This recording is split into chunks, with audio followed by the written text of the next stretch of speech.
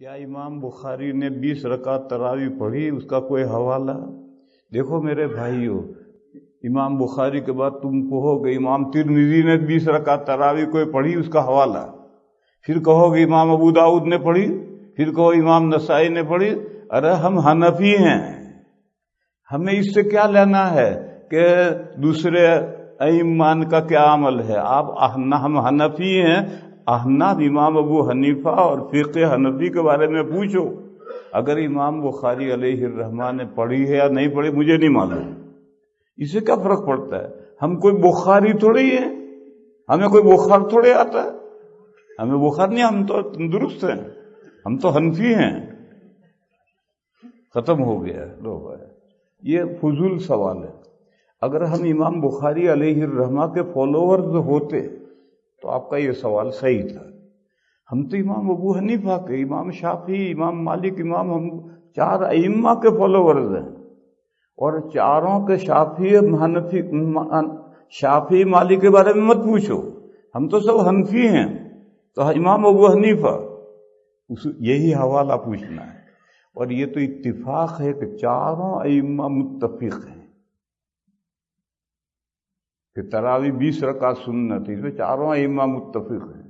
مگر آپ کو پوچھنے کا حق، ہم سب، میں اور آپ حنفی ہیں تو حنفی حوالہ پوچھنے کا حق ہے۔ ساری دنیا کی پنچایت کرنے سے کیا فائدہ ہے میرے بھائیو؟ سوچو، اس سے ذہن بگڑے گا، منتشر ہوگا، اس سے فائدہ کچھ نہیں ہوگا۔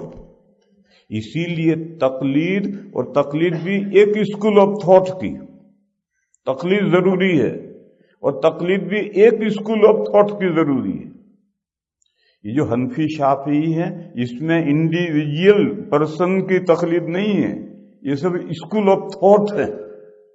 حنفی، شافعی، مالکی، حنبلی، یہ مکاتب فکر ہیں۔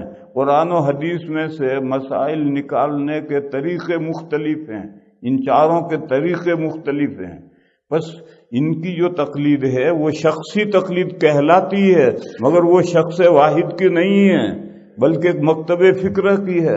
آج بھی آپ دیوبند میں فتویٰ پوچھیں گے، ایک نئی چیز، کلونک کا کیا حکم ہے، تو دیوبند کا دارالفتہ جو فتویٰ دے گا وہ فقہ حنفی میں شامل ہو جائے گا۔ تو یہ تو حنفی، شافعی، مالکی تو اسکول آف تھاٹ ہے۔ قرآن کریم میں سے احکام اور حدیثوں میں سے احکام نکالنے کے میتھڈ الگ الگ ہیں، بس تقلید ضروری ہے۔ اگر اتحاد چاہتے ہو تو یہ تقلید ضروری ہے۔ اور اہل السنہ والجماعہ کا مرکز دیوبند اور سہارنپور ہے، جب تک اس کھوٹے سے بندھے رہو گے آپس میں اختلاف نہیں ہوگا، اور اس کھوٹے سے جب آپ الگ ہو جاؤ گے تو پھر آپس میں لڑ مرو گے۔ ہمارے مسجد کے امام صاحب مولانا محمد صاحب نے مجھے بتلایا کہ 2-3 سال پہلے یہاں ایک سیمینار ہوا تھا 2-3 مسائل پر، تو میں نے کہا دیوبند اور سہارنپور سے کون آیا تھا؟ کہنے لگے کوئی نہیں آیا تھا۔ لا حول ولا قوت، تم کیسے دیوبندی ہو؟ ایک 3 مسائل پر سیمینار کر رہے ہو، دیوبند سہارنپور سے کوئی نہیں آیا ہے، تم کیسے دیوبندی ہو؟ وآخر دعوانا